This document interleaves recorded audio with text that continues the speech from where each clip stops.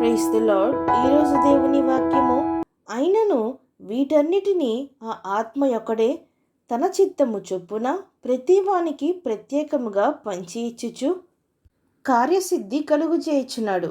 కొరింథీయులకు రాసిన మొదటి పత్రిక 12వ అధ్యాయము 11వ వచనము.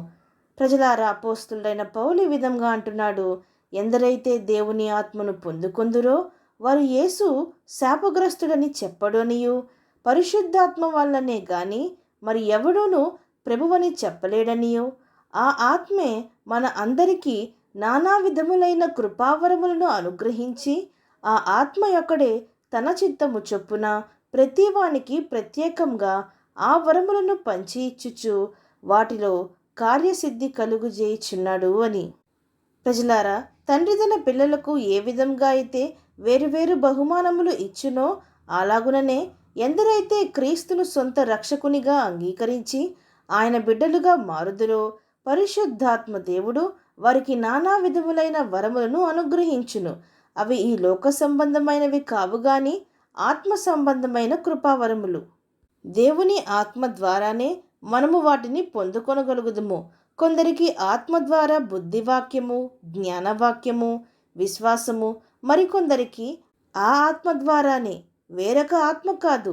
ఎందుకనగా ఆత్మ ఒక్కడే, పరిశుద్ధాత్మ దేవుడు ఒక్కడే. కాబట్టి ఆ ఒక్క ఆత్మ ద్వారానే మరికొందరికి స్వస్థపరిచే వరములు, అద్భుతములు చేయు శక్తియు, మరికొందరికి ప్రవచనములు చెప్పు వరమును, మరికొందరికి భాషలు మాట్లాడు వరమును, మరికొందరికి ఆ భాషలకు అర్థము చెప్పు వరములను పరిశుద్ధాత్మ మనకు అనుగ్రహించును.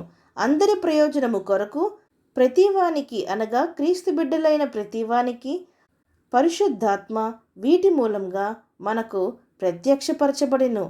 ఆ కృపావరములను ఇవ్వడము మాత్రమే కాదు, ఆ వరములు మనలో పనిచేయుటకు, అభివృద్ధి చెందుటకు కూడా దేవుని ఆత్మే తోడ్పడుచున్నది. ప్రజలారా, అట్టి క్రియలు చేయువారిగా ఉండుటకు దేవుడు సంఘంలో కొందరిని బోధించువారిగా, కొందరిని ప్రవక్తలుగా, కొందరిని అపోస్తులుగా, కొందరిని స్వస్థపరిచేవారిగా, కొందరిని ఆరాధన చేయువారిగా, కొందరిని పరిచర్య చేయువారిగా, కొందరిని సువార్తికులుగా, మరికొందరిని అద్భుతాలు చేయువారిగా పిలుచుకొనెను. అనగా క్రీస్తనే శరీరంలో వీరందరూ అవయవములై ఉన్నారు. వేరువేరు పనులు క్రీస్తు కొరకు చేయుచున్నారు. క్రీస్తనే సంఘంలో వీరందరూ వివిధమైన పరిచర్యలు, వివిధమైన కార్యములు చేయుచూ ఉన్నారు. ఏ ఒక్కటి అందులో తక్కువ కాదు, ఏ ఒక్కటి అందులో ఎక్కువ కాదు. అందరూ సమానమే. వీరందరూ ఒక్క ప్రభువు కొరకే, ఒక దేవుని కొరకే, ఒక్క ఆత్మ ద్వారానే వీటిని చేయవలను గాని కొందరు ఈర్ష్యలు, ద్వేషములు కలిగి, విభేదములు కలిగి, ఒకరిని ఒకరు విమర్శించుకుంటూ, ఒక సంఘము మరొక సంఘమును విమర్శించుకుంటూ, కొందరిని ఘనత వహించిన వారిగా, మరికొందరిని ఘనహీనులుగా చూస్తూ ఉంటే, ఒక శరీరంలో అవయవములు ఒక దానితో ఒకటి సహకరించక పోట్లాడుతూ ఎలాగున ఉండునో అలాగున ఉండును. తద్వారా సంఘము కూడా పాడైపోవును. కృపావరములను వ్యర్థపరుచుకున్న వారమగుదుము. కాబట్టి ప్రజలారా, మనందరికీ దేవుడు ఒక్కడే, ప్రభువు ఒక్కడే, ఆత్మ ఒక్కటే అని ఎరిగి మనమందరము కలిసి క్రీస్తు కొరకు పనిచేయవలెను.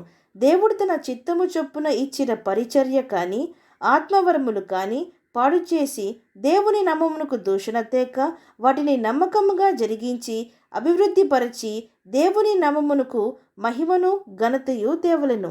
అవును అన్నవారు నాతో పాటు ప్రార్థనలో ఏకీభవించండి. ప్రార్థన. పరిశుద్ధుడా, ప్రేమగల తండ్రి, ఈరోజు మీరిచ్చిన ఈ వాక్యం బట్టి మీకు స్తోత్రములు దేవా.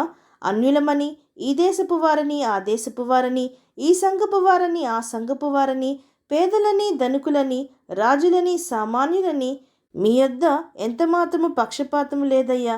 అందరూ ఒక్క దేవునికి చెందిన వారమని మేము ఎరిగి దేవుడిచ్చిన బాధ్యతలను, కృపావరములను, పరిచర్యలను, సంఘమును నమ్మకంతో కొనసాగించి నడిపించి దేవా, మీ నామమునకు ఘనతా మహిమను తెచ్చి మీరు వచ్చినప్పుడు మీ చేతికి వాటిని అప్పగించుటకు మా ప్రతి ఒక్కరికి సహాయము దయచేయమని వేడుకుంటూ సమస్త మహిమాగాంతులు మీకే చెల్లిస్తూ ప్రభువైన యేసుక్రీస్తు నామం పేరట అడిగి వేడుకొంచున్నాం పరమ తండ్రి. ఆమేన్.